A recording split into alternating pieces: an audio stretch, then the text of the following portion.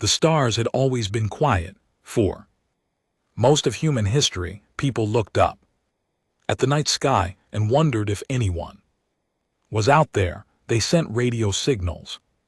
Into the dark, they built giant listening dishes and pointed them at distant stars. They waited for a long time. Nothing answered. Then in the year 2079, everything changed.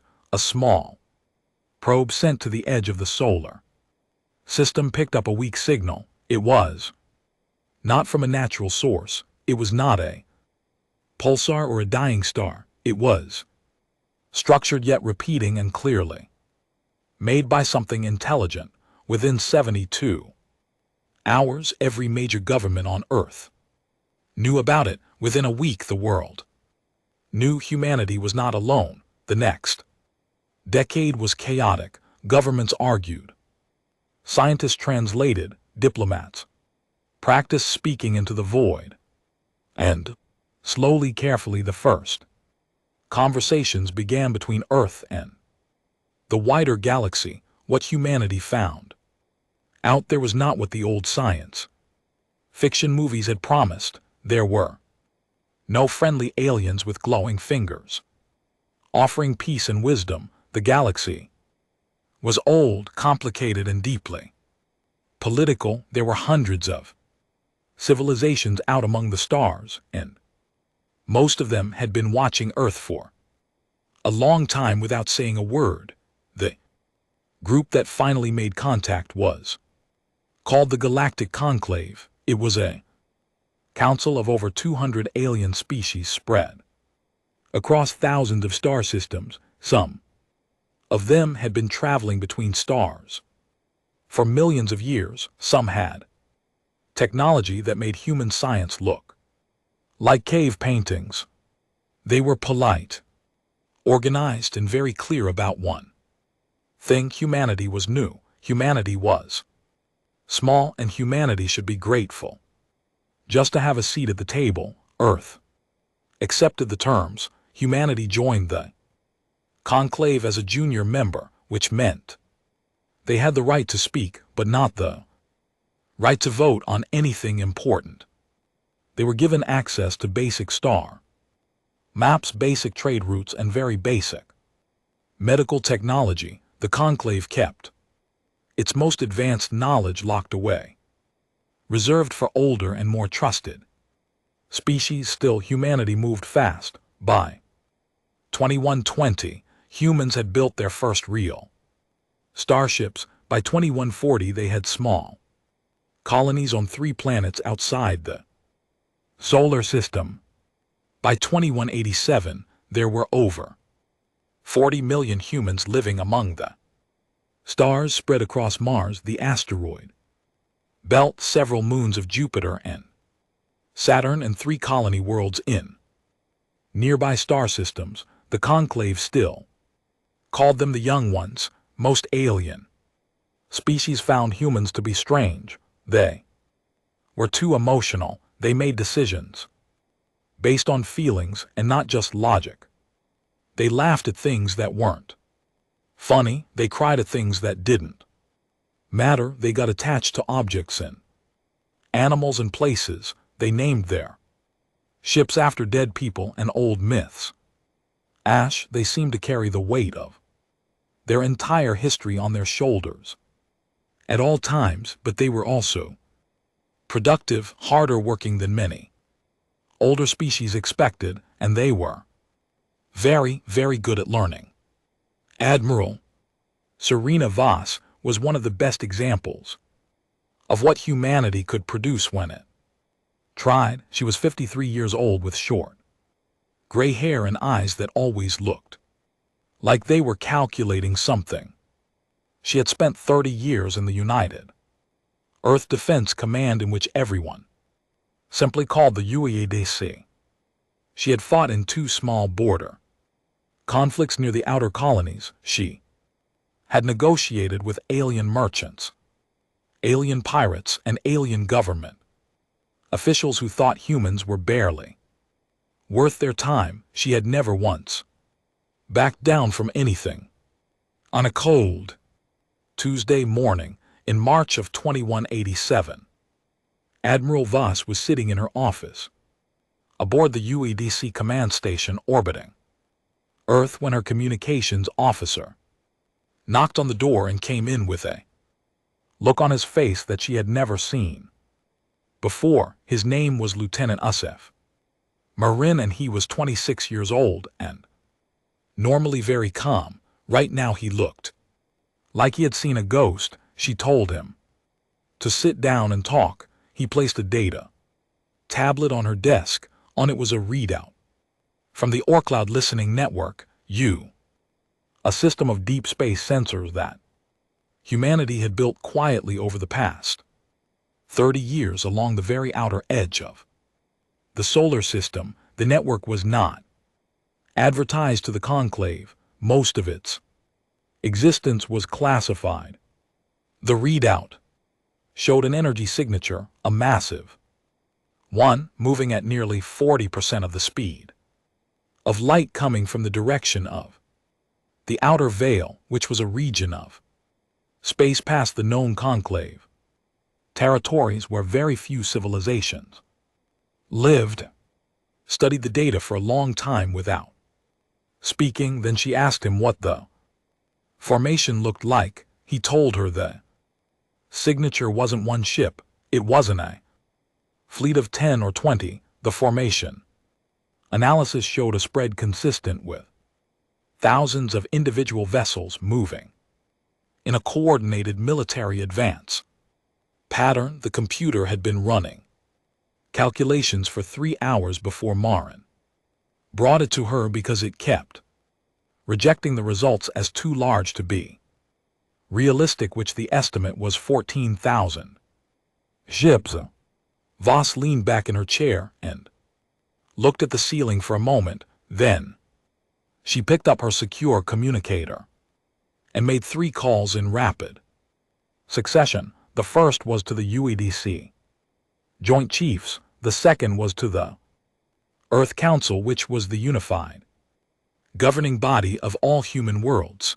The third was to the Conclave Liaison Office. Within 6 hours the data had been confirmed by 3 separate sensor networks. The signature was real. It was a fleet, was real, and based on its heading, speed, and trajectory, it was aimed directly at the solar system.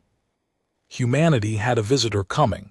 The problem was that this visitor had not sent any greetings. The Conclave Liaison, a tall, thin being from a species called the Verth, arrived at the UEDC command station the following morning. Its name was Ambassador Sayre, and it had always been one of the more respectful alien diplomats in dealing with humans. It walked into the briefing room. Hawa looked at the data spread across the wall screens and was quiet for a very long time. Then it said something that made the room go cold. It said it recognized the formation.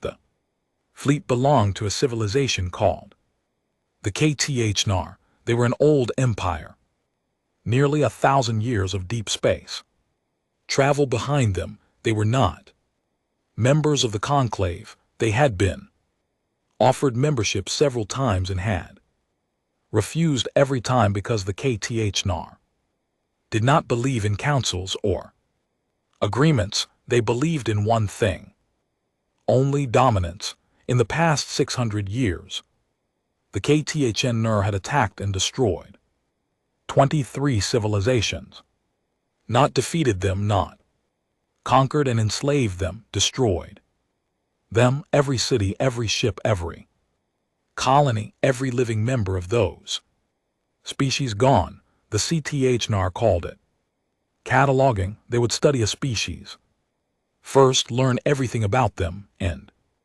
then eliminate them completely, keeping only their data in a massive archive aboard their flagship, E23 species extinct. Cataloged. The Conclave had never stopped them because the NAR were powerful enough that any direct war would cost thousands of ships and hundreds of billions of lives, so they conclave watched and shuddered and quietly moved their own populations away from the paths the KTHNR traveled, and now the KTHNR were coming to Earth.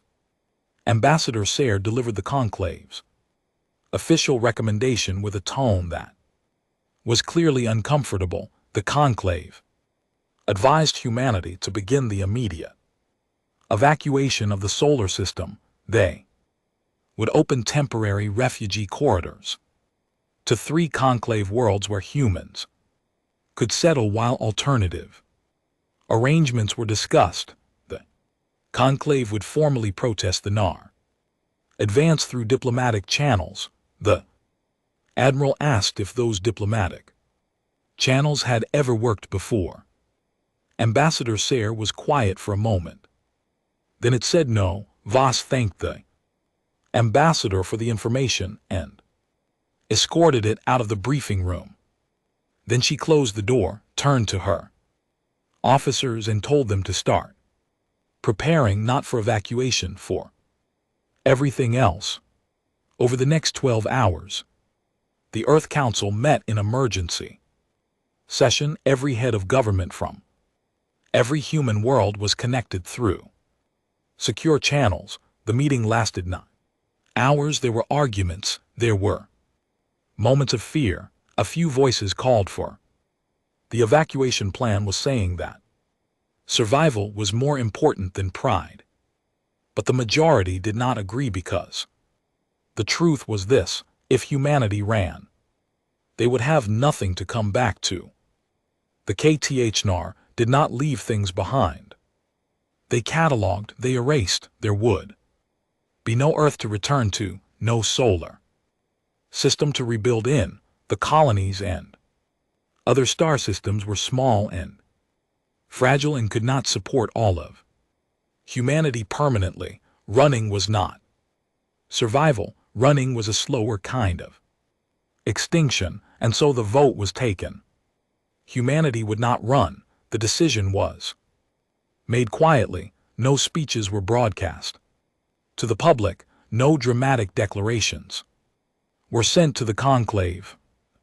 Governments of every human world simply began to move, coordinating through secure UEDC channels in ways that the wider galaxy never saw. The conclave watched and waited for the evacuation ships to begin launching. None did. 3 days after the initial detection, a second piece of information arrived that made everything more real. One of the long-range sensor buoys in the Oort cloud network had managed to intercept a tight beam transmission from the NAR fleet. It was a short message, clearly standard advance notice that the KTHNR sent before they arrived at any target. It had been decoded by the UEDC translation team in under 4 hours, partly because human linguists had spent years studying the few fragments of KTHNR communication that had ever been recorded. The message was simple. It said Earth will be cataloged, then silenced. When Voss read the decoded message, she printed it on a piece of paper, which was an odd thing to do in 2187, but she had always liked paper. She folded it in half and put it in the front pocket of her uniform jacket. She would keep it for the next 11 months, not out of fear. She hid her out of focus because when the hardest moments came and she knew they were coming, she wanted to be able to reach into her pocket and remember exactly what was at stake. The KTHNR fleet was still months away.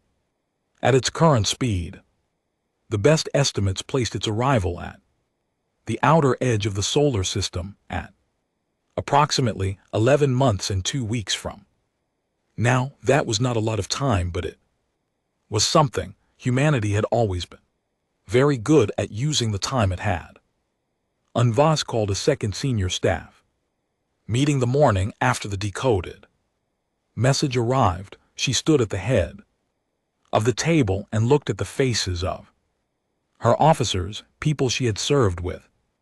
For years, people who were clearly frightened but were doing a very professional job of not showing it, and she told them something that only a handful of people in the entire galaxy knew. She told them that humanity had not spent the last 40 years doing nothing. She told them that there was a program. She told them its name, Project Longwall.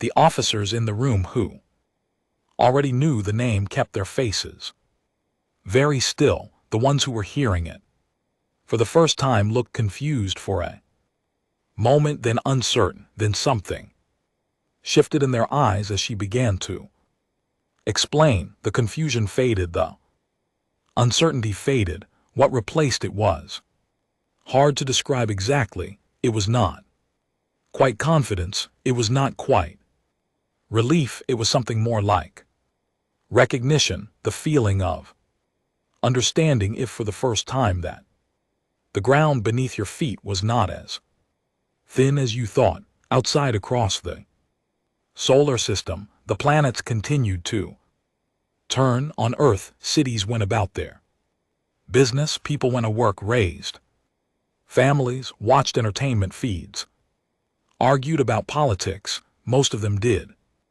not know what was coming. The governments had decided to manage the information carefully, to avoid panic, to keep daily life as stable as possible, while the preparations moved forward. And among the stars, moving at impossible speed through the dark, the KTHNR fleet crossed another billion kilometers of space, 14,000 ships coming for a planet they had already decided to silence. They had done this 23 times before. They had never once been surprised. They had never once failed.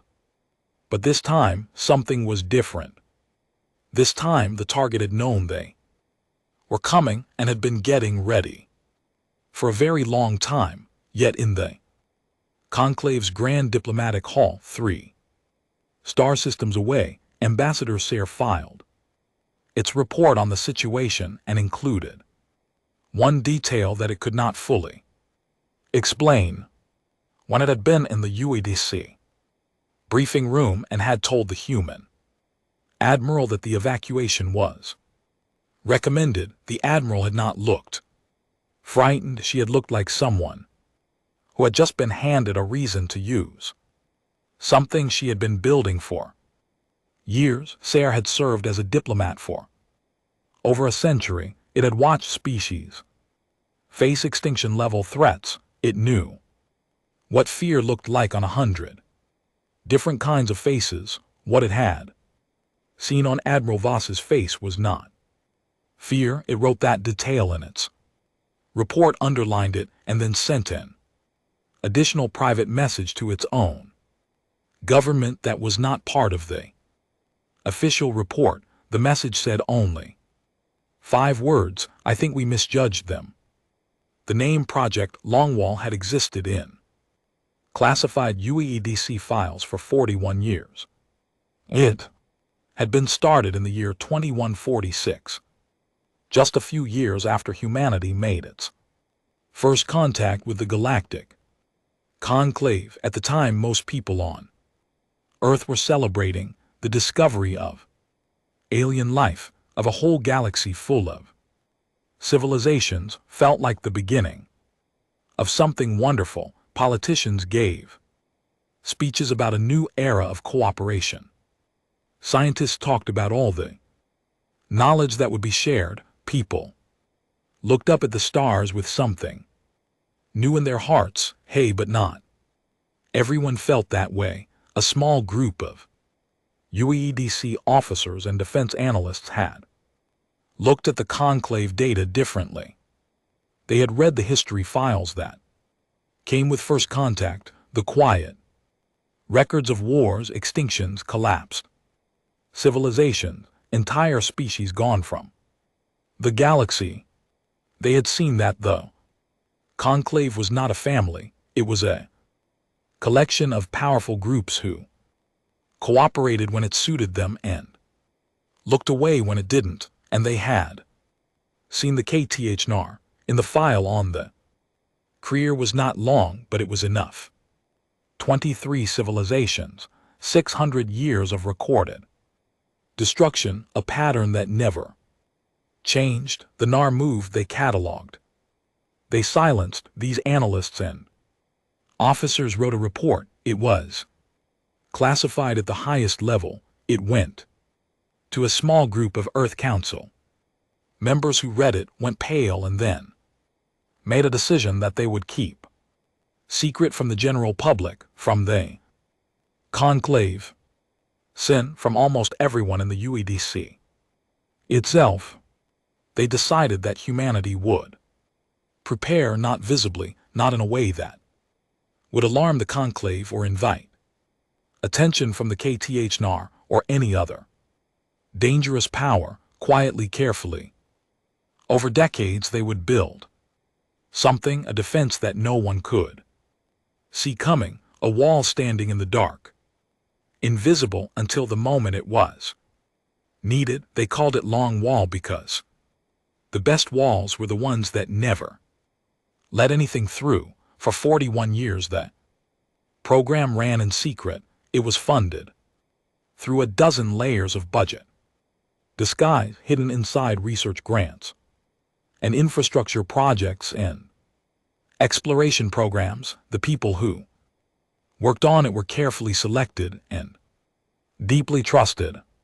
They lived normal, professional lives in the UEDC while also in secure facilities that didn't officially exist, contributing to the most ambitious military construction project in human history. Curry, by the time Admiral Voss stood in that briefing room and said the name to her officers, Project Longwall had produced 3 things. The first was the Ragnarok platforms. There were 300 of them, scattered throughout the Kuiper Belt, which was the wide band of frozen rock and ice beyond Neptune at the edge of the solar system. Each platform was roughly the size of a small city, built around a frame of dense asteroid material that made them nearly impossible to detect against the natural background of the belts. They had been constructed piece by piece over 15 years, and then assembled in place, camouflaged against the rock and ice around them. Each platform carried 2 weapon systems. The first was a relativistic mass driver, a magnetic acceleration cannon so powerful that it could take a dense metal projectile and push it to 70% of the speed of light. At that speed, a projectile the size of a small carried the energy of a nuclear weapon. The physics were simple and brutal. Mass times velocity at 70% of the speed of light. Even a small object hit with the force of a small star. There was no shield technology in the known galaxy rated for a direct hit from a relativistic round. The Conclave had treaties against building such weapons because they were considered too dangerous and too indiscriminate, while humanity had built 300 of them. The second weapon on each platform was an anti-atom beam array. This was more precise and shorter range, designed to cut through hull armor at close distances, less dramatic than the mass drivers but faster to aim, faster to fire, and able to cycle through targets very quickly. Together, a single Ragnarok platform could threaten a small fleet on its own. 300 of them firing simultaneously from the Kuiper Belt into an advancing enemy formation would create a wall of destruction that nothing could push through without catastrophic losses. The second achievement of Project Longwall was the Ghost Fleet, human ships that the Conclave and the wider galaxy knew about. Were modest, well-built, reasonably fast, equipped with decent weapons, and Shields, nobody was afraid of human. Warships, they were considered adequate. For patrol work, colonial defense. Pouting in small-scale conflicts. Ghost Fleet was something different. It consisted of 4,000 warships, and not a single one of them had ever appeared on a UEDC public registry. They did not exist in any file that the Conclave had access to. They had been built in secret dry docks hidden inside large asteroids in the outer belt, using a construction technique that produced almost no detectable emissions. But the most important thing about the Ghost Fleet was not its size or its weapons, it was how the ships became invisible. Human physicists working in complete secrecy for 20 years had developed what they called dark drive technology. The principle was complex, but the result was simple. A ship running on dark drive became effectively invisible to every known sensor technology, Conclave, KTHNR or otherwise. It did not just reduce its signature, it genuinely vanished from detection. The ships became dark holes in space that no scanner could find. When this had required solving 3 separate problems in quantum field physics that the Conclave's best scientists had declared unsolvable, human researchers had solved all 3 in testing Conclave's sensor. Ships had passed within 1,000 km of Ghost Fleet vessels running dark drives and detected nothing, not even residual heat, not even gravity variations. 4,000 invisible warships armed and trained, waiting in the dark. Chan of the third achievement of Project Longwall was the most quietly terrifying of the 3. It was called the Shepard Protocol. Shepard was an artificial intelligence, but not the kind of AI that most people imagine when they heard the term. It was not a computer answering questions or running simulations. It was a deep, strategic system that had been running continuously for 30 years. Ship processing every piece of military and intelligence data that humanity could gather about the alien species in the galaxy. Most of that data had been gathered covertly. Human intelligence operatives working through Conclave diplomatic channels had spent decades quietly collecting information. Battle records, fleet doctrine files, tactical analysis reports, historical accounts of alien military engagements, communication intercepts from dozens of species. Some of the most valuable data had come from the Conclave's own archives, which humanity was not officially authorized to access at the level of detail they needed. The methods used to obtain it were things that nobody wrote down. For 30 years, Shepard had consumed all of this data and done one thing with it. It had learned how alien militaries thought, how they planned, how they reacted under pressure, what decisions their commanders made at different stages of a battle. I quote, what formations they preferred, what their standard responses to ambush were, what they did when they were losing, and what they did when they thought they were winning. And Shepard had studied the KTHNR more than any other species. 600 years of KTHNR military history lived inside Shepard's data banks. Every battle it had records on, every fleet engagement, every planetary assault, every tactical decision made by every NAR commander in the historical record. Shepard could predict with a high degree of accuracy what the KTHNR fleet would do in almost any scenario. Not perfectly, war was never perfect, but well enough to plan against, well enough to set traps that their doctrine would lead them into, well enough to be one Step ahead. Admiral Voss had spent 3 months working with Shepard before the KTHNR were ever detected, running through various invasion scenarios as part of standard contingency planning. She knew the system well, she trusted it. The way a chess player trusts a grandmaster coach, not to fight the battle for her, but to tell her what the other side was likely to do next. Now, she was going to need everything. Shepard knew the 11 months between the initial detection and the estimated arrival of the KTHNR fleet became the most intense period of preparation in human history. The Ghost Fleet was moved, its 4,000 ships repositioned. Complete silence across the outer solar system, using dark drives to remain invisible, while taking up carefully calculated positions inside and along the edges of what Shepard had designated as the most likely approach vector of the Krethnar. Advance, some ships moved deep into space, along the fleet's expected path, days of travel ahead of where they would be needed, waiting in perfect stillness and perfect darkness.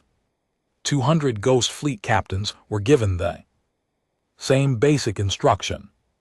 Find your coordinates, move there, we shut down everything that isn't life. Support, wait, do not transmit, do not move, do not give any sign that you exist. They followed the instruction. Without question, the Ragnarok platforms were checked, serviced, and armed. Each one ran a full diagnostic cycle. Ammunition stores, if you could call relativistic metal rounds ammunition, were verified and ready. Targeting systems were updated with Shepard's latest models. E-power systems were pushed to peak capacity and held there in standby mode. 300 platforms cold and dark in the Kuiper belt, holding their breath. Meanwhile, the visible UEDC fleet, the ships the Conclave knew about, the ships on the public registry, was positioned in ways that made sense for a civilization attempting a defensive last stand. Patrol ships near the outer planets, a small group of destroyers near Jupiter, some orbital defense platforms around Earth. Nothing special, nothing that would make a Krethnar advanced scout worried. That was intentional, because 9 months into the 11-month countdown, one of the Oort cloud sensor boys detected something small and fast crossing the outer edge of the solar system. It was moving very quickly and trying very hard to be quiet. It was a KTHNR scout probe, small automated device sent ahead of the main fleet to gather targeting data. Shepard had predicted it would come. He had predicted the exact window within which it would likely arrive, had recommended that it be allowed to enter the solar system, gather data, and transmit back. What it would see was the visible UEDC fleet, the normal patrol ships, the outer planet defenses. Nothing hidden, nothing threatening. What it would not see, because there was nothing to see, was the Ghost Fleet or the Ragnarok platforms. The probe traveled into the solar system, spent 4 seconds gathering data, and Owen began transmitting back to the KTHNR fleet. It had been transmitting for 4.3 seconds when a single precisely aimed rail gun round from a hidden Ghost Fleet ship shredded it into dust. The transmission was incomplete. The NAR fleet received a partial signal from its scout probe before it went dead. In the NAR fleet command structure, a junior intelligence officer filed a report noting that the scout probe had been destroyed, likely by a human defensive weapon, and that the signal had been cut short before full data transfer. The officer recommended sending a second probe.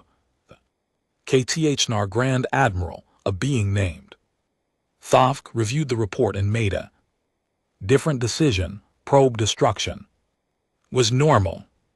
Enemy defenses usually tried to eliminate scouts. The partial signal had shown what was expected, a modest, inadequate human defense, nothing worth changing the battle plan over. The plan would proceed as designed. Naravik had run this exact operation 23 times. He had never changed his battle plan based on a destroyed probe. He was not going to start now. This decision would define everything that came after. Back at UEDC Command, the destruction of the KTHNR probe was reported to Admiral Voss. She listened to the account, confirmed that the transmission had been cut at 4.3 seconds, and then asked Shepard to model what the KTHNR High Command was most likely to conclude from the incomplete signal. Shepard's answer was quick and confident. They would conclude their defenses were adequate. They would not change the approach formation. They would advance his plan. Voss looked at the holographic display of the solar system above her command table. 14,000 ships coming from deep space, 10 weeks away now, every piece of her preparation in place. The Ragnarok platform sitting cold and silent in the Kuiper belt, the Ghost fleet invisible and waiting along the approach path. Shepard running through its final battle models, updating probability estimates, refining the coordinates of the trap she had spent months designing. She thought about the 23 species that KTHNR had destroyed. She thought about the message in her front pocket: Earth will be cataloged, were then silenced. She thought about 8 billion people on Earth who were going about their lives right now, not knowing what was coming, trusting without knowing it that someone was standing between them in the dark. Then she turned to her senior staff and told them that in 10 weeks, when the KTHNR fleet crossed the helipause and entered the solar system, they were going to walk into the most complete trap ever built by any civilization in the history of the galaxy, and they were never going to see it coming. One of her officers, a young captain named Darryl Wells, who was 29 and had joined the UEDC straight out of university and had never seen a real battle, raised her hand and asked one question. She asked what they should do if something went wrong. Voss looked at her for a moment. Then she said that they would figure it out, because that was what humans did in the Conclave diplomatic halls 3-star systems away, when Ambassador Sayre was watching the situation reports and noting with growing confusion that humanity still had not launched a single evacuation ship, not one colony transport had moved toward the refugee corridors the Conclave had opened. The humans were just sitting there waiting for what Sayre could not fully understand, but the feeling it had first felt in that UEDC briefing room had not gone away. If anything, it had grown stronger. Something was hidden here. See, something the humans had never shown anyone, and in 8 weeks, whatever it was, the whole galaxy was going to see it for the first time. The K-Thanner fleet dropped out of transit drive at 300 hours Earth Standard Time. One moment, the outer edge of the solar system was quiet and dark. The next moment, 14,000 ships appeared from nowhere, snapping into real space with a burst of energy that lit up every sensor buoy in the Orc cloud network, and the signal reached UEDC command station. Within seconds, Admiral Voss was already awake. She had been awake for 20 hours straight, working through the final Preparation checks, reviewing Shepard's last round of battle models, walking the corridors of the station and speaking to her people. She had slept for 3 hours in the early part of the previous day and decided that 3 hours was enough for now. When Lieutenant Marin appeared in the doorway of the command center and said the words she had been waiting 11 months to hear, she simply nodded, set down her coffee and walked to her station. "They're here," she said to the room. The command center went very still for 1 second, then everyone moved at once. On the holographic table at the center of the room, the solar system map updated in real time. 14,000 contacts appeared along the outer edge, their positions marked in red and their projected course lines stretching inward like long red fingers reaching toward the inner planets, toward Earth. Voss studied the formation for a long moment. It was textbook KTHNR. She had seen this exact spread in Shepard's historical files a dozen times.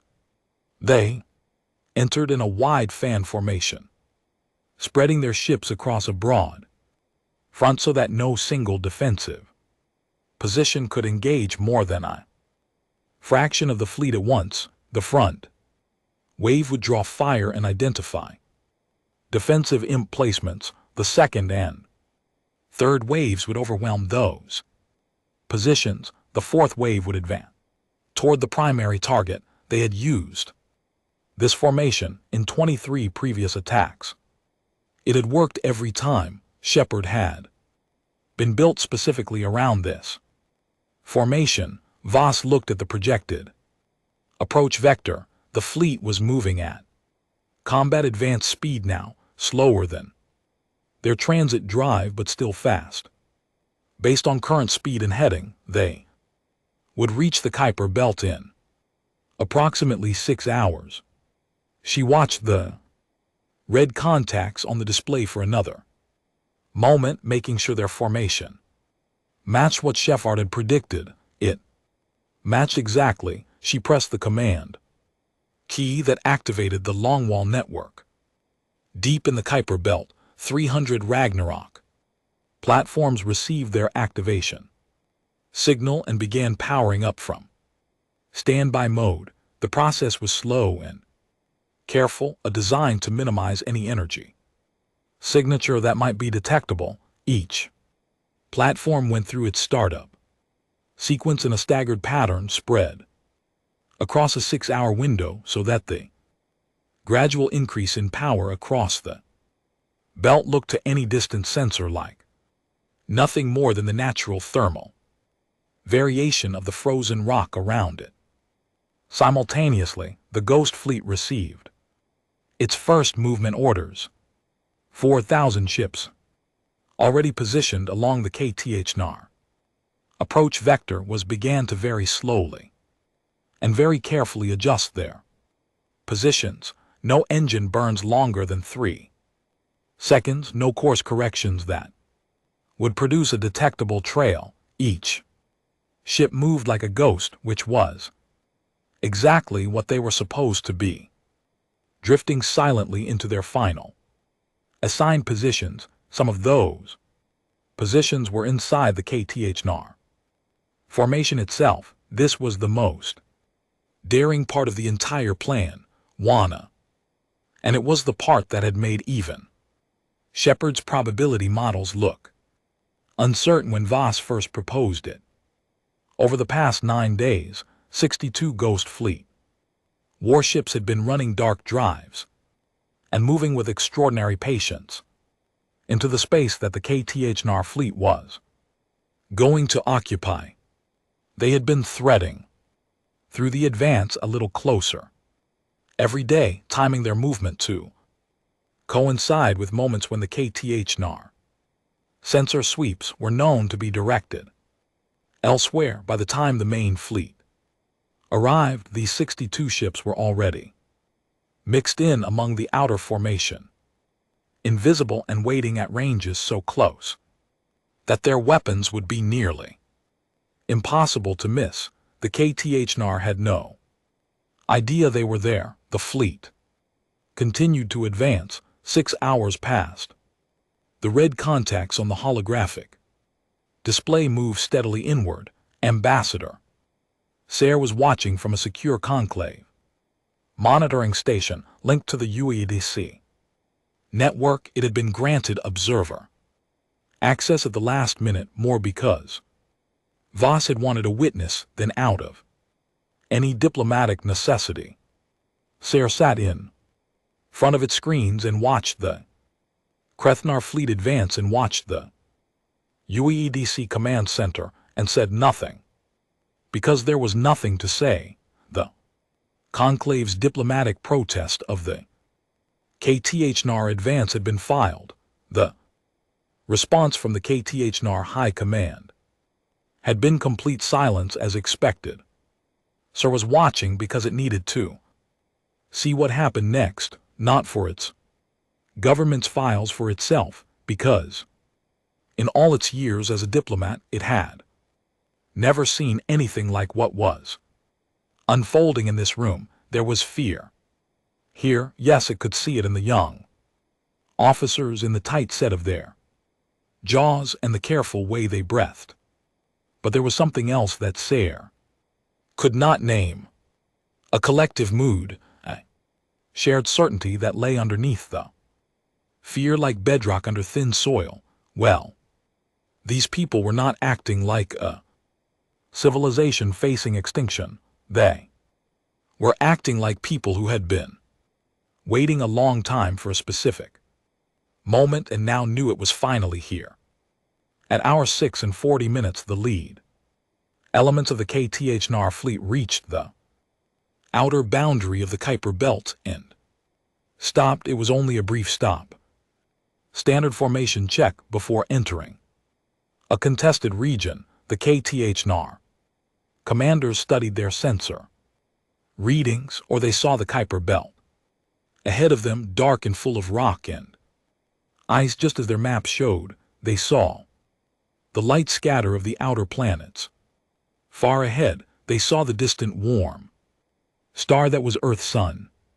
They did not see 300 Ragnarok platforms sitting cold and silent among the rocks. Grand Admiral Thoth gave the order to advance into the Kuiper Belt. The fleet moved for 3 more hours. 14,000 KTHNR ships pushed through the outer reaches of the solar system. This was the longest part for the humans waiting. The silence on the command deck was the kind that presses against your ears. Officers checked their stations without being asked. Nobody spoke unless they had something specific to report. Voss stood at the holographic table with her hands flat on the surface and watched the red contacts move. She watched the numbers: distance, formation, density, heading, speed. She watched and she waited, and she held the image of those 300 platforms in her mind, dark and still, among the rocks, full of power that had been building for decades, waiting for one word. At hour 9:52, the KTHNR fleet reached the coordinate that Shepard had identified 6 months earlier. It was a point in space between the Kuiper Belt and the orbit of Neptune, where the formation density of the advancing fleet would be at its highest, and where the angles from the Ragnarok platforms were optimal for maximum coverage. Shepard had a name for it in its tactical files, the killbox. Voss looked at the display one more time, every contact exactly where Shepard had said they would be. The ghost fleet invisible among and around the formation, weapons locked and ready. Yak, the Ragnarok platforms powered and aimed, waiting for the activation signal that had been pre-programmed into them since the day they were built. She pressed the open channel key for the UEDC command frequency. She said one word: Shepard. the word went out across the secure network and reached every UEDC ship and every Ragnarok platform in a fraction of a second. What happened next happened so fast and from so many directions that even the recordings would take analysts weeks to fully understand. 300 Ragnarok platforms fired simultaneously. The Kuiper belt lit up. It did not look like a battle beginning. It looked like the edge of the solar system had suddenly caught fire. 300 mass drivers, each accelerating projectiles to 70% of the speed of light, opened fire at pre-calculated targets across the NAR formation, thousands of rounds in the first second alone, moving at a speed that made evasion impossible, moving so fast that by the time a KTH-NAR sensor registered the launch signature of a round, the round had already arrived. At the same moment, 62 Ghost Fleet ships inside the KTH-NAR formation dropped their dark drives and opened fire at point-blank range. Their targets were the Krethnar command ships, communications relays and formation anchor vessels, exactly the ships that Shepard had identified as critical to the coordination of the fleet tactical response. From outside the formation, 4,000 Ghost Fleet ships decloaked along the approach flanks and began their attack runs. In the first 80 seconds of the engagement, 612 NAR vessels were destroyed or critically damaged. The KTH-NAR fleet, which had advanced in perfect textbook formation, he suddenly had fire coming at it from 3 directions at once, including from inside its own formation, from weapons that nobody had ever told them existed, using technology that their science had not believed was possible. On the KTH-NAR flagship, Grand Admiral Tove received damage reports that arrived so quickly they overwhelmed his command systems. His formation was breaking, ships were being destroyed faster than his fleet command network could track. His communication ships were gone. His sensor arrays were reading ghost signals in every direction. His advanced formation was folding as captains tried to maneuver away from fire that was coming from angles that made no sense. He was, for the first time in 300 years of military command, not sure what to do. He had never been ambushed before. No one had ever surprised him. Every civilization he had approached had either tried to run or had come out to fight in the open, offering their ships to be destroyed cleanly. No one had ever been inside his formation without him knowing. No one had ever had hidden weapons the size of cities sitting in an asteroid field waiting for him. For 312 seconds, Thobik did nothing but absorb information and try to understand what was happening. Then he recovered, because whatever else the KTH-NAR were, they were experienced soldiers, and experienced soldiers even when surprised still fight. TH-GAN issuing orders if he pulled the formation back from the killbox, sacrificing the forward elements to buy space for the rear sections to reform.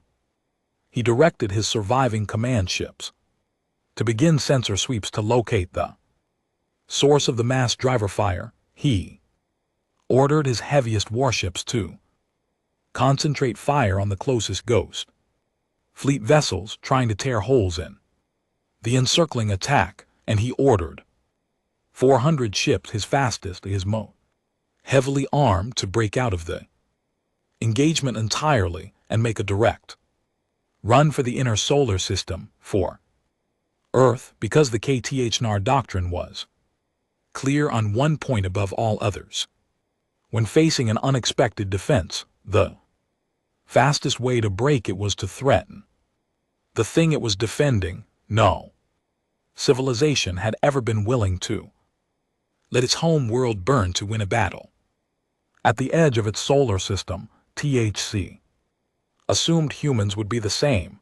In the UEDC command center, Shepard flagged the breakout attempt before the ships had accelerated to attack speed. The alert was on Voss's screen within seconds. She looked at the projected course, 400 ships burning hard for Earth. They would pass through the outer planets in 3 hours at current acceleration. She looked at her available forces. Ghost Fleet was fully committed to the main engagement. The Ragnarok platforms were cycling between targets across the main formation because she had reserves. The visible UEDC fleet that had been positioned as the decoy defensive line. But they were not positioned to intercept 400 NAR warships and survive.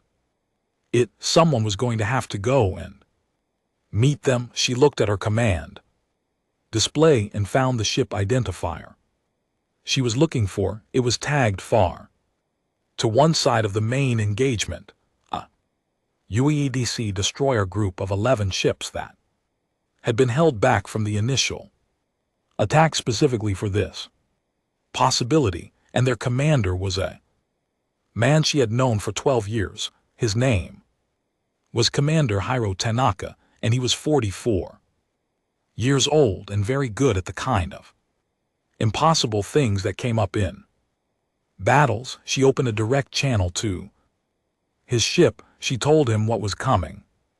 She told him what she needed. There was a pause on the line, not a long one.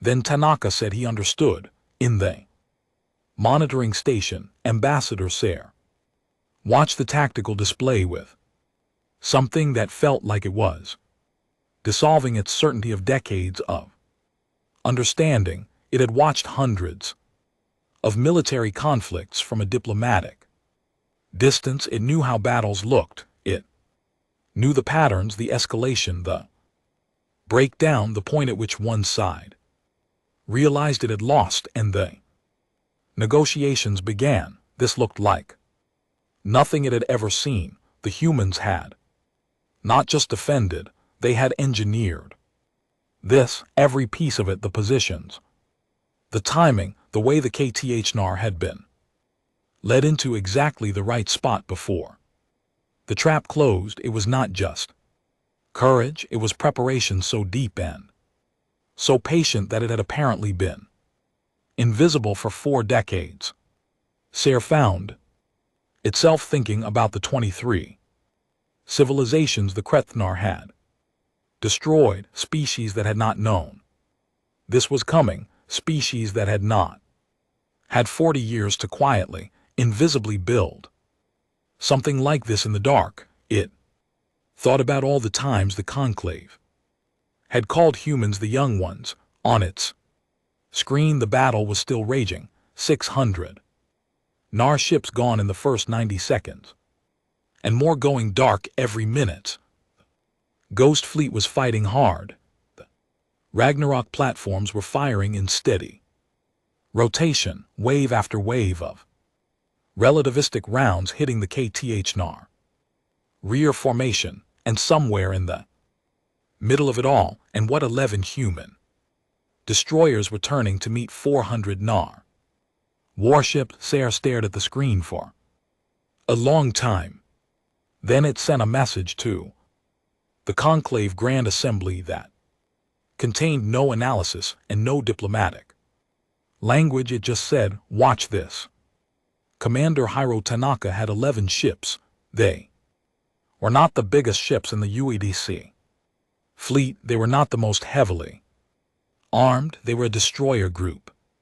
Fast, maneuverable, web built for quick strikes and tactical flexibility rather than prolonged heavy engagement in a straight fight against 400 KTHNAR warships. They would be destroyed in minutes. Tanaka knew this. He sat in the command chair of his flagship, the UEDC destroyer Makara and looked at the tactical display as his ships formed up and oriented themselves toward the incoming KTH-NAR breakout group. 400 red.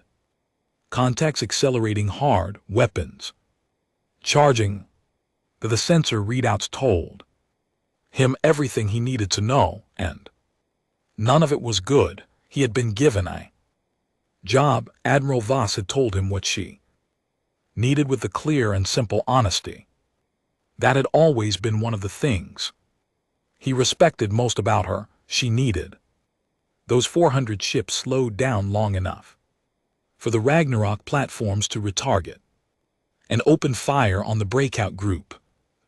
Platforms were committed to the main engagement, cycling their targeting arrays from several thousand contacts across a wide formation to concentrated group of 400 moving in a different direction would take time. She needed him to buy that time. He asked, "How long?" She said, 40 minutes, he said.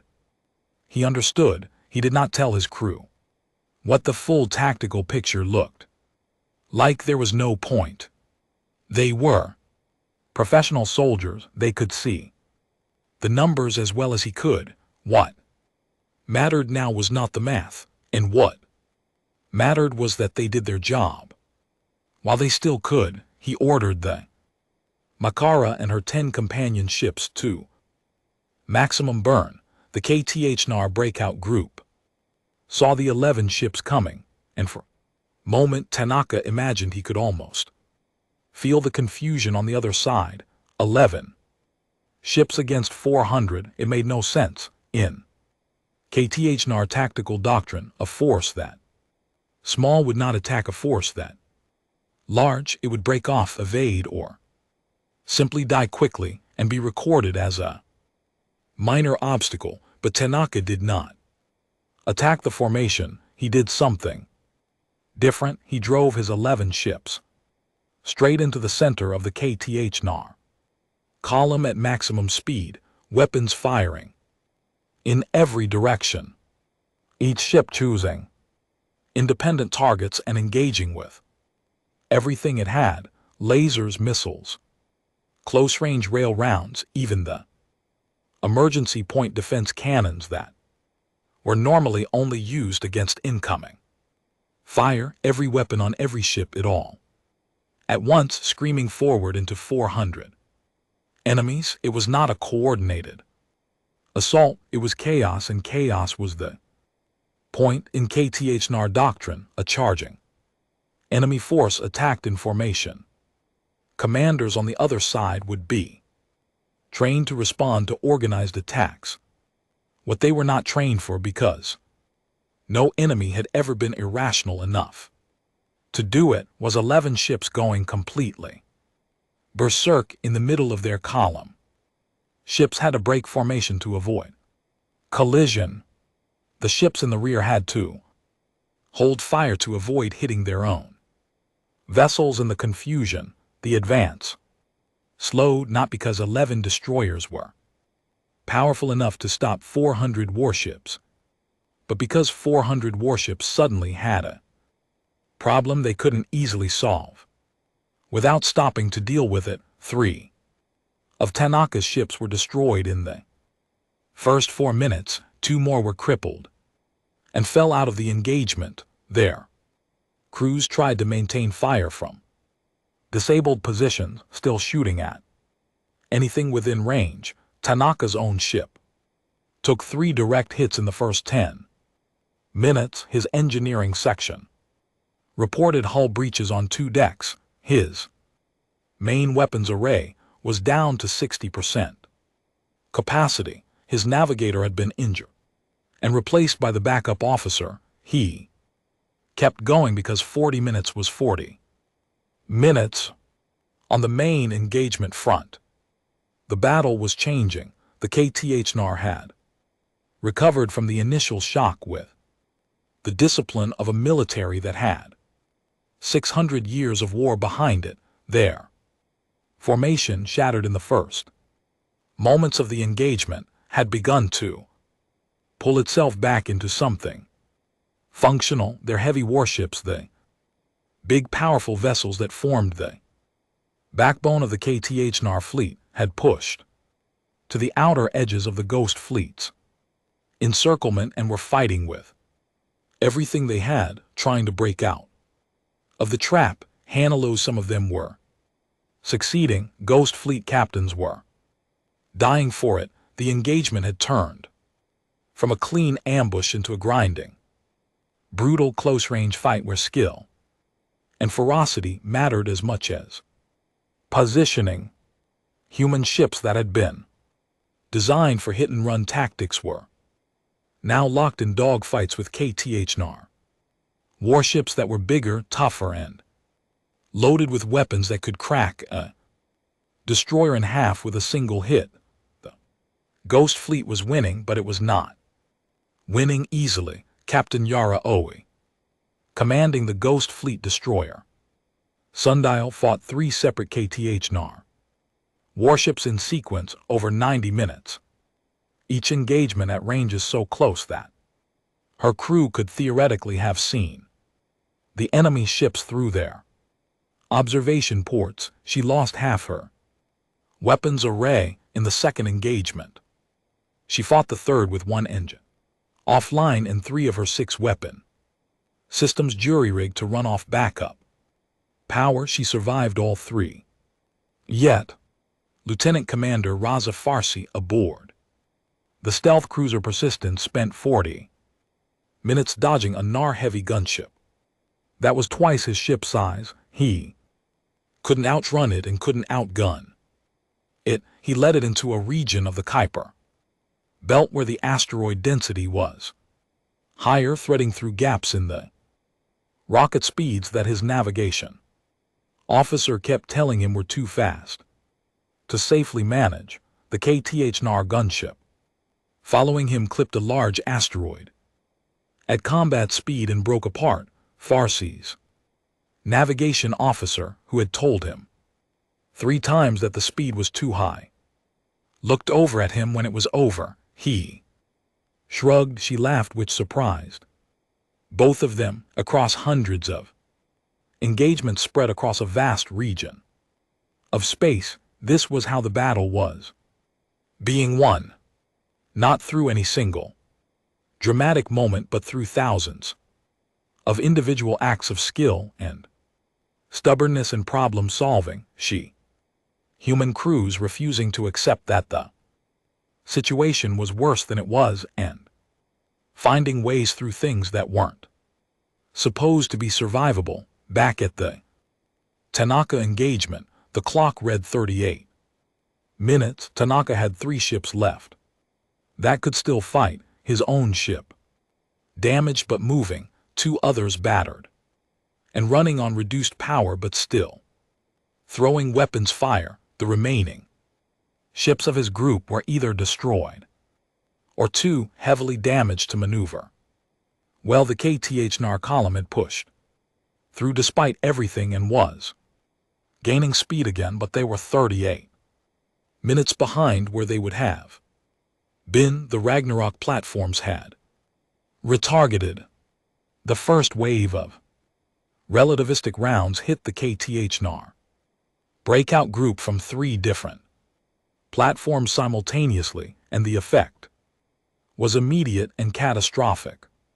Ships that had no warning, no time to maneuver, no defense against objects traveling at 70% of the speed of light must simply cease to exist in flashes of energy that briefly outshone the distant sun. 40 ships destroyed in the first 8 seconds, then 60 more as the second wave arrived, then another 40. The KTHNR breakout attempt collapsed. Tanaka, watching from his damaged bridge, saw the red contacts on his display disappearing in clusters. He let out a breath that he had been holding for almost 40 minutes and told his remaining crew that they could stand down from full combat alert. Son, nobody cheered. They were too tired for that, but the tension in the room released like air from a punctured balloon, and several people leaned back in their stations and closed their eyes for a moment. The main battle continued for another 11 hours. The KTHNR fought with everything they had. There was nothing in their history that had prepared them for this, but they were not a species that surrendered easily, and Grand Admiral Tovik was not going to go quietly. Dusty tried everything his military doctrine had to offer. He attempted a concentrated breakthrough at the Ghost Fleet northern engagement line, massing 300 of his heaviest warships in a single push. Shepard had modeled this exact maneuver and had prepositioned 4 Ragnarok platforms specifically for it.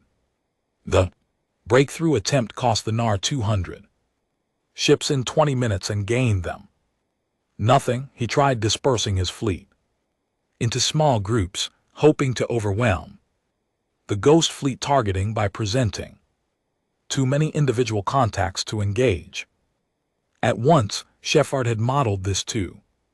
Human ships followed individual groups with precision, and the Ragnarok platforms switched to what their targeting systems called area denial mode, filling zones of space with enough relativistic fire that nothing could move through them safely. He tried falling back, attempting to create distance from the Kuiper Belt and the mass driver fire. The Ghost Fleet followed, and when his rear formation turned to fight the pursuit, they found themselves in a crossfire between the pursuing ships and reserve Ghost Fleet units that had been waiting specifically for a retreat scenario. Shepard had modeled everything. At hour 17, Tovik had fewer than 4,000 ships left. He was being pressed from all sides. Killbox had expanded to cover nearly half the outer solar system. In end, there was no direction he could move that didn't lead into fire. His communication network was still functional, but only barely. His heavy warships were taking damage faster than his repair crews could manage. He looked at the battle data for a very long time. Then he did something that no KTHNR military commander had done in recorded history. He opened a communication channel to the UEDC command frequency. In the UEDC command center, after the alert for an incoming NAR transmission appeared on Lieutenant Marin's screen, and he stared at it for 3 full seconds before he believed it was real. Then he turned to Admiral Voss and told her. She looked at him, then she looked at the display, then she said to put it through. The translation came through Shepard's language system a fraction of a second after the transmission arrived, the words appearing in clear text on the main screen to Grand Admiral Tovik. Requested terms of surrender. It was a simple statement, no explanation, no context. In KTHNR language, it was a short, direct, formal declaration, and it said exactly what it needed to say in the minimum possible number of words.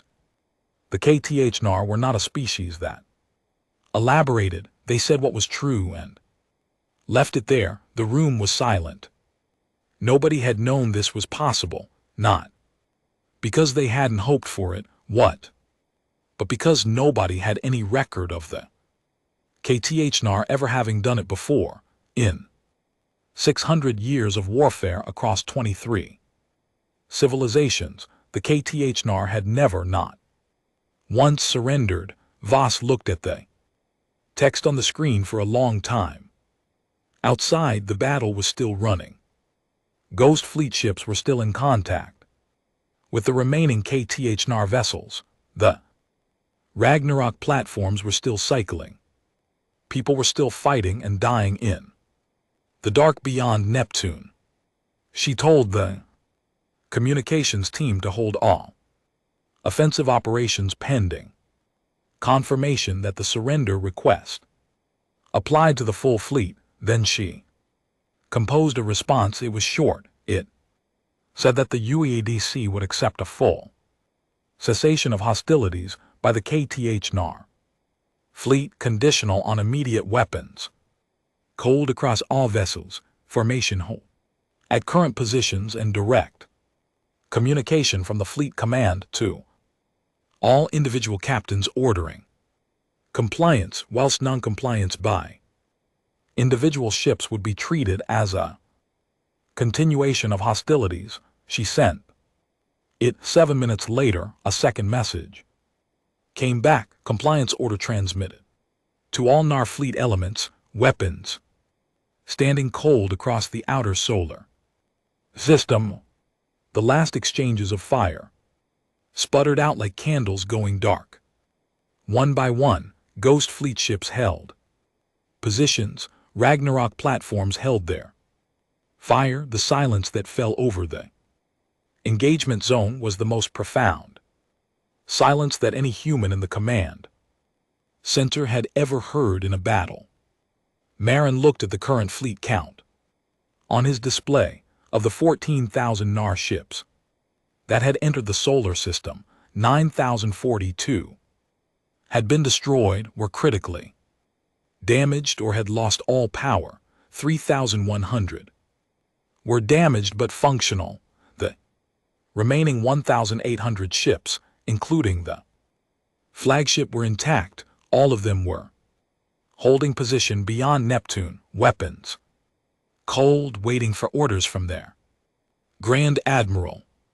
And across the galaxy, transmitted in real time through Sears observation relay to the Conclave's main communication network, every species that had been watching the data feed saw the count. They saw how long the battle had lasted. They saw the numbers on both sides. They saw the weapons that humanity had built in secret. They saw the way the entire engagement had been designed and executed precisely according to plan built over 4 decades. And then they saw the thing that would be talked about for generations. They saw NAR Grand Admiral ask for mercy from the species he had come to silence. In the Conclave Grand Assembly Hall, on a dozen different worlds, in trading stations and government buildings and military headquarters across hundreds of star systems, my beings of every shape and description sat in silence in front of their information screens. Some of them had been alive for thousands of years. Some of them had watched the KTHNR destroy civilizations they had known. Some of them had told humanity to run. Nobody said anything for a very long time. Then, in a government building on a planet called VTH Prime, on a conclave, senior council member who was 900 years old and had seen more of galactic history than almost any living being, turned to the younger diplomat sitting beside her. She said one sentence. She said, "How long have they been capable of this?" The younger diplomat had no answer. Nobody in the galaxy did. In the days that followed the battle, the solar system was very quiet, not the quiet of emptiness or defeat, in the quiet of people who had been holding their breath for 11 months and had finally, very slowly, started to let it out. The news had reached the general public within hours of the surrender. There was no way to keep it contained. Too many people had seen the sensor feeds. Too many soldiers had sent messages home. Too many pieces of information had moved through channels too quickly for any government to manage. And so in cities, on Earth, on Mars, on the colony worlds, in distant star systems, people found out at different moments, in different ways, that an alien armada had come for them and had not reached them. Reactions were different everywhere. On Earth, there were crowds in the streets. Some people cried, some people cheered. In some cities, people did nothing, just stood outside their homes and looked up at the night sky with expressions that were hard to read, as if they were seeing something familiar in a completely new way. On Mars, the colony, domes lit up with every decoration there. Residents could find, in the asteroid belt, miners who worked in deep silence for months at a stretch, held quiet gatherings in their pressurized common rooms and raised whatever they had to drink. In the outer solar system, the surviving Nar fleet sat in a containment zone beyond Neptune. It had been moved there in the first 3 days. After the surrender, each ship guided by Ghost Fleet escorts to designated holding positions, the weapons locked, shields down, all systems running under UEDC monitoring.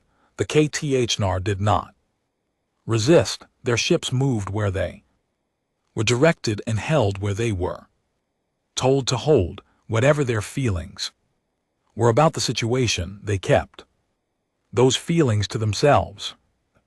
Containment zone was not a prison in the traditional sense. There were no energy barriers, there were no force fields holding the ships in place. What held them there was the presence of Ghost Fleet vessels at every possible departure angle, and the knowledge very fresh in every Krethnar officer's memory of what the hidden weapons in the Kuiper belt could do to a moving ship.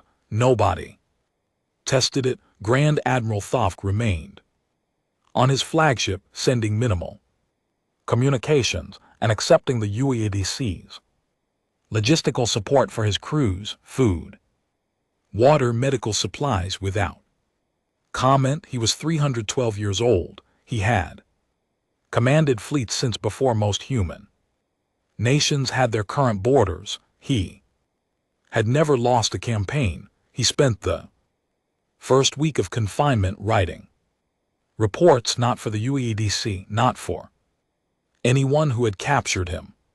He wrote them for the KTHNR Imperial Command, detailed and honest accounts of everything that had happened, because in his culture, recording the truth of a defeat was considered more important than the pride that wanted to soften it. Why his race had always believed that understanding why you lost was the only thing that made a loss worth surviving.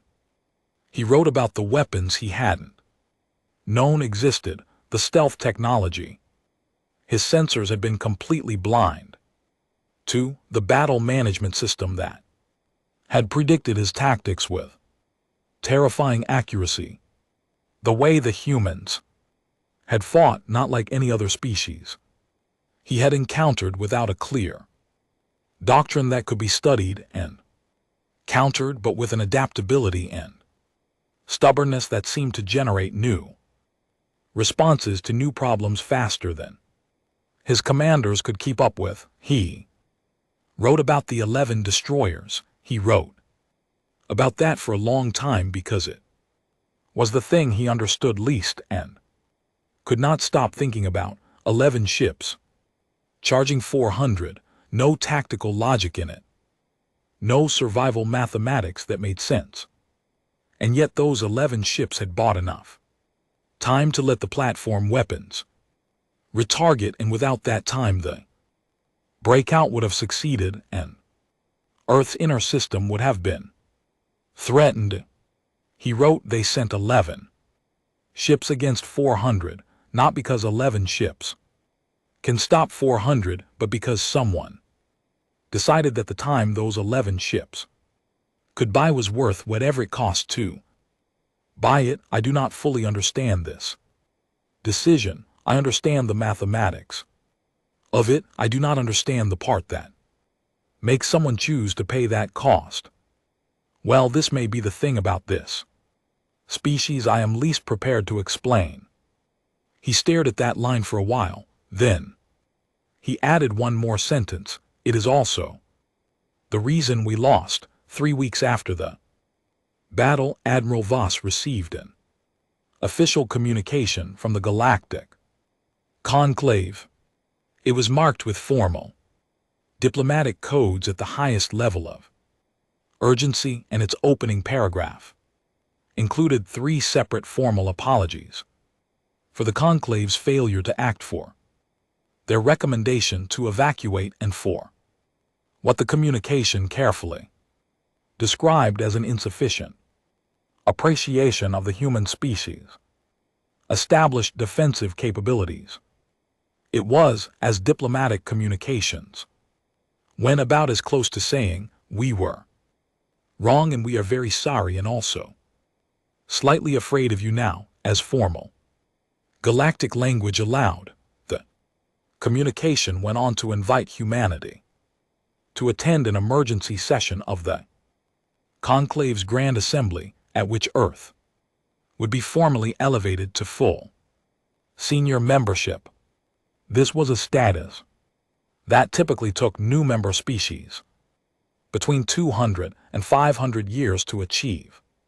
Humanity had been a junior member for 68 years. The invitation also included in a section that was clearly written carefully an offer of additional defense, cooperation, intelligence sharing, and a comprehensive review of the Conclave's existing security framework in light of recent events. Voss read the communication twice, then she called Ambassador Alara Oe, who was Earth's senior diplomatic representative to the Conclave, and read the relevant sections to her over a secure channel. Us listened without interrupting.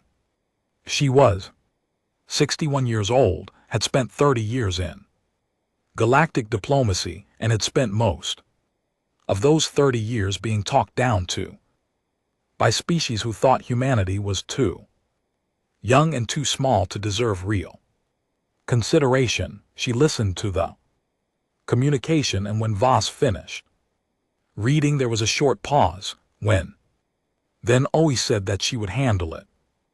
Voss believed her. 2 weeks later, Ambassador Oe walked into the Conclave's Grand Assembly Hall, accompanied by a small team of assistants and 1 UEADC military liaison. The hall was the most imposing room she had ever been in. A vast, circular space designed to accommodate representatives from 200 different species, iron with tiered seating that rose up on every side, in a central speaking floor where the matter being discussed was projected in holographic detail above a platform. The hall was full. Every Conclave member had sent its highest available representative. There were species present that rarely attended Grand Assembly sessions at all. The room was quieter than a Conclave session usually was, and the quiet had a different quality than usual, not the efficient, the structured quiet of a working political body, but the careful quiet of a room full of beings who were not entirely sure how to conduct themselves in the current situation. When Oe walked onto the central floor, the room went even quieter.